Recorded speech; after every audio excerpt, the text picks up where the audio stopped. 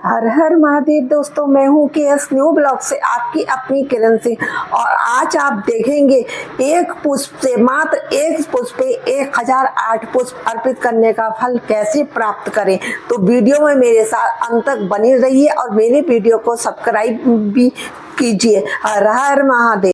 आइए शिव पुराण का दर्शन करके और फिर उसमें प्रवेश करेंगे। आपको हम आगे की कथा, मतलब कथा नहीं, हिंदी व्याख्या का संक्षेप वर्णन हम आपको बताएंगे। ठीक है, बोलिए हर हर महादेव।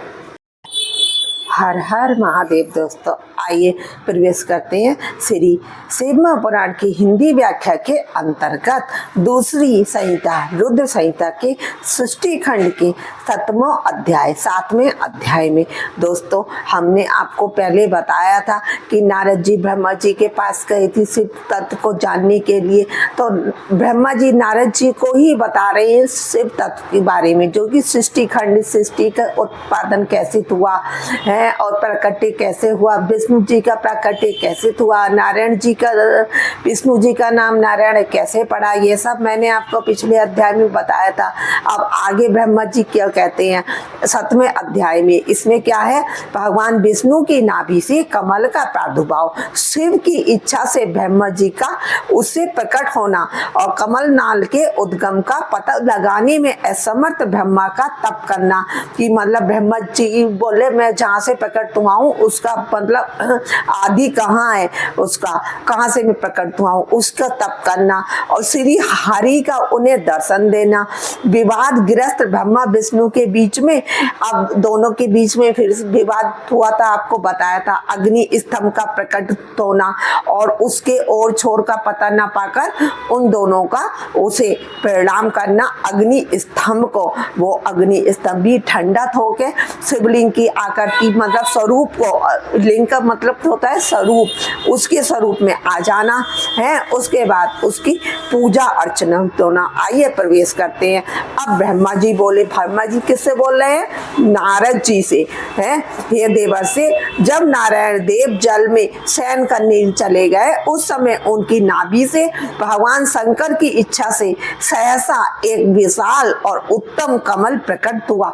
दोस्तों, आपको मैं बता दूं, भोले बाबा को कमल का पुष्प बहुत प्रिय है।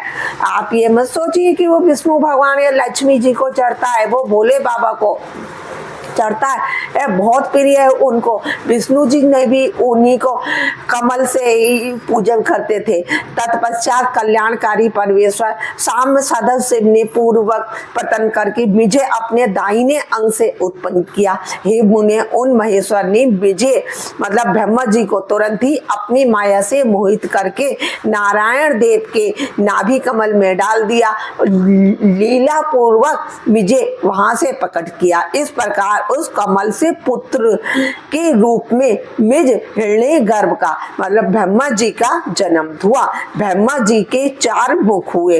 दोस्तों, आप सब यही जानते थे हैं कि ब्रह्मा जी 5 मुख वाले थे और उनका 5वां सिर शिव जी ने काटा था। लेकिन जब उनका जन्म हुआ था तो उनके 4 मुख थे और 5वां मुख कैसे उत्पन्न हुआ ये मैं आपको बताऊंगी एक शॉर्ट वीडियो में बाद में है।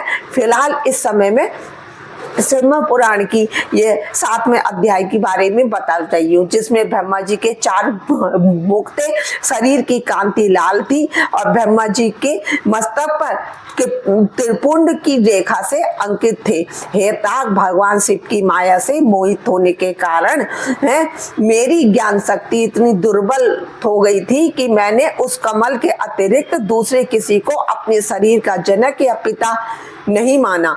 मैं कौन हूँ, मतलब ब्रह्मा जी कह रहे हैं नारद जी से, मैं कौन हूँ, कहाँ से आया हूँ, मेरा कार्य क्या है, मैं किसका पुत्र होकर उत्पन्न हुआ हूँ और किसने इस समय मेरा निर्माण किया है। इस प्रकार संशय में पड़े हुए मेरे मन में अनेक विचार उत्पन्न हुए और मैं किस लिए मोह में पड़ा हुआ हूँ। इस कमल पुष्प का जो पत्र युक्त नाल है उसका उद्गम स्थान उस जल के भीतर नीचे की ओर है जिसने विजय उत्पन्न किया। अब वह उसके उद्गम स्थान का पता लगाने के लिए ब्रह्मा जी उस नाल में चले गए हैं। ठीक है, कि ऐसा निश्चय करके मैंने अपने कमल से नीचे उतारा और मैं सैकड़ों वर्षों तक वहीं भ्रमण करता रहा, लेकिन मेरे को कहीं भी उसका उद्गम स्थान नहीं मिला। अब मैं पुनः उस संशय में पड़कर उस पुष्प कमल पुष्प पर जाने के लिए मतलब अब मैं बाहर आने के लिए उत्सुक हुआ। हे मुने, नाल के मार्ग से उस कमल पर चढ़ने लगा। इस तरह ऊपर तक जाने में भी मेरे को कमल के कोष को ना पा सका। इस दशा में मैं और भी ज्यादा मोहित हो गया। तो मतलब मुझे नाल मार्ग में भ्रमण करते हुए पुणे सैकड़ों वर्ष मतलब सैकड़ों साल तो नीचे लगे थे जाने में, तब भी उसका छोर नहीं पता चला था कमल के पुष्पी नाल का। अब सैकड़ों वर्ष पुणे ऊपर तक आने लगे। हे पुणे, उस समय भगवान शिव की इच्छा से परम मंगलमयी तथा उत्तम आकाशवाणी प्रकट हुई जो मेरे मोह का विध्वंस करने वाली थी। उस वाणी ने कहा, तप करो तप करो तप करो। तपस्या ही सबसे श्रेष्ठ साधन है किसी भी व्यक्ति को शिव तत्व पाने का। तप जप से ही पहले भक्ति, फिर ज्ञान, फिर जप, फिर तप है।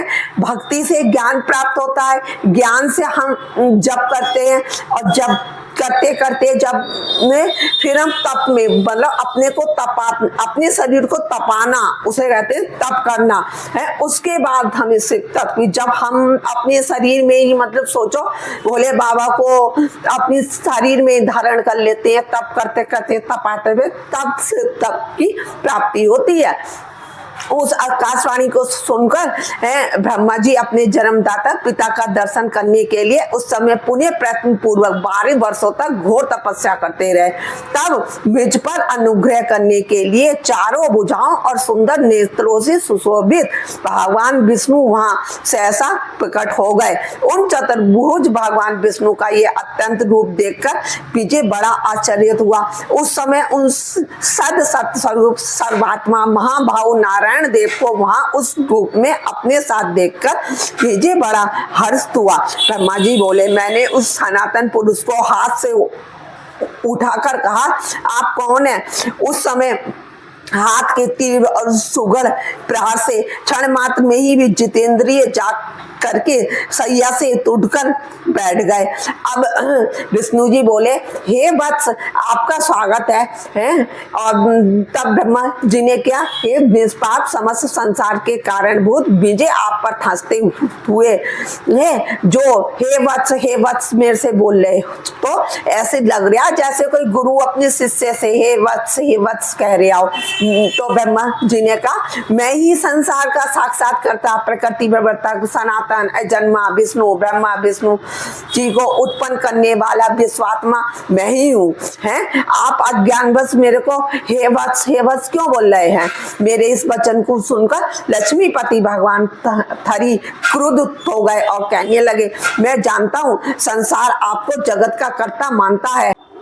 तब विष्णु जी ने क्या, मेरे ही नाभि कमल से आप उत्पन्न हुए हो, इसमें संदेह नहीं है, इस विषय में आपका अपराध भी नहीं है। आपके ऊपर तो मेरी माया है।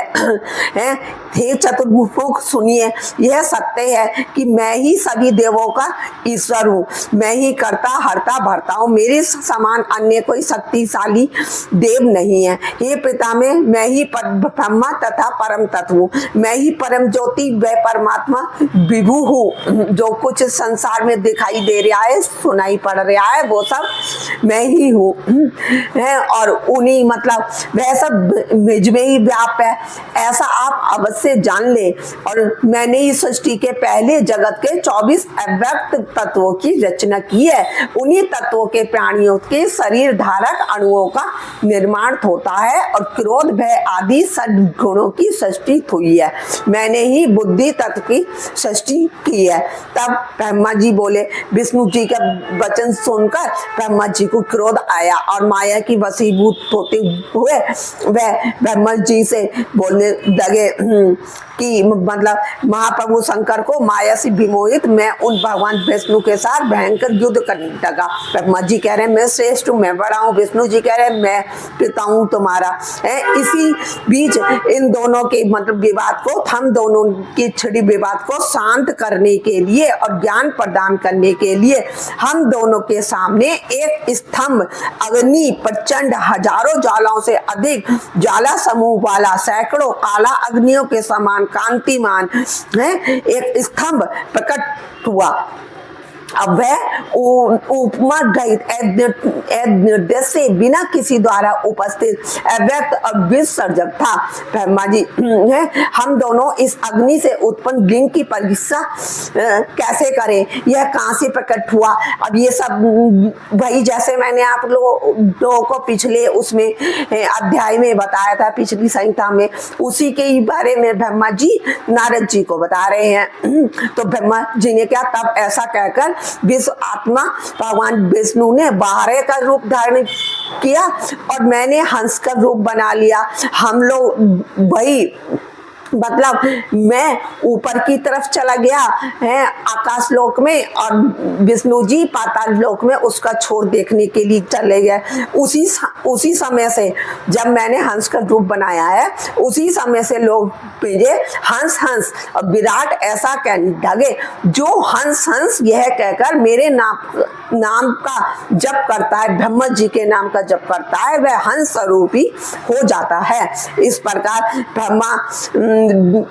प्रकार विष्णु जी 1000 वर्ष तक नीचे की ओर चलते रहे और मैं 1000 वर्ष तक ऊपर की ओर। लोकों में श्वेतवारा नामक कल्प का प्रादुर्भाव हुआ। ये देवर्षि वह मनुष्यों की कालक गणना की अवधि है। मतलब जैसे वो चाह रहे थे तो वो श्वेतवारा नामक कल्प का प्रादुर्भाव हुआ, यही काल गणना की अवधि है। इस इधर नीचे की ओर जाते हुए विष्णु जी को बहुत प्रकार से भ्रमण करते रहे, किंतु महाभारत रूप धारी विष्णु उस ज्योतिर्लिंग का मूल का अल्प भाग भी ना देख सके। अब अरे सूदन तब तक मैं भी उस ज्योतिर्लिंग के अंत का पता लगाने के लिए वेग से ऊपर की ओर जा रहा था, लेकिन वहां भी मेरे को उसका अंत कुछ भी पता नहीं चला। उसी पर शिव की माया से विमोहित विष्णु आकर मेरे साथ ही भगवान शिव को बार बार प्रणाम करके व्याकुल चित्त से वहीं खड़े रहे। तब क्या हुआ, जब ज्योतिर्लिंग के अंत का मतलब कुछ छोर तो पता नहीं चला नहीं, तभी मतलब उसका पृष्ठ प्रदेश की ओर से, पार्श्व की ओर से, आगे की ओर से परमेश्वर शिव को मेरे साथ ही प्रणाम करके विष्णु जी भी सोचने लगे यह क्या है। मतलब उस लिंग को प्रणाम करके जब जिसका आदि अंत कुछ नहीं दिखा तो वह रूप तो अनिर्देश्य था, नाम तथा कर्म से रहित अलिंग होते हुए भी लिंगता को प्राप्त और ध्यान मार्ग से आगम्य था। तदंतर अपने मन को शांत करके मैं और विष्णु दोनों शिव को बारंबार प्रणाम कहने लगे। हे महाप्रभु, हम आपके स्वरूप को नहीं जानते, आप जो भी हो वही है, आपको हमारा नमस्कार है। हे महेशान, आप शीघ्र ही हमें अपने रूप का दर्शन कराइए। मुनिश्रेष्ठ इस प्रकार अहंकार से अभिष्ट हुए हम दोनों वहां नमस्कार करते हुए सैकड़ों वर्ष बीत गए। इति श्री पुराणे द्वितीयानाम रुद्र संहितानाम प्रथम खंडे षष्ठ पुख्याने विष्णु ब्रह्मा विवाद वर्णन नाम 7वां अध्याय। अब इन लोगों की विवाद का वो वर्णन इस वाले अध्याय में हुआ। अब आगे ब्रह्मा और विष्णु के सामने भगवान शिव कैसे प्रकट हुए, कैसे क्या हुआ, वो मैं आगे 8वें अध्याय में कल बताऊंगी। दोस्तों, मेरी वीडियो को अंत तक देखने के लिए बहुत बहुत धन्यवाद। दोस्तों, ये मेरा वीडियो नहीं है, ये भोलेनाथ ही बनवा रहे हैं, भोलेनाथ ही सब काम करवा रहे हैं। सिग्मा पुराण है, जो भी थोड़ा सा भी श्रवण कर लेता है उसकी तो मतलब सभी पापों से मुक्ति हो जाती है। जो श्रवण करता है, बकता है, श्रवण करता है, दूसरों को सुनाता है, थोड़ी भी चर्चा करता है, वो तो भोलेनाथ का परम भक्त होता है और और उसी को सभी देवी देवताओं की कृपा प्राप्त होती है। हैं दोस्तों, मेरे वीडियो को ज़्यादा से ज़्यादा शेयर करें और ज़्यादा से ज़्यादा सब्सक्राइब करें। बहुत बहुत धन्यवाद। हर हर महादेव। भोलेनाथ सबके साथ। श्री शिवाय नमस्तुभ्यम।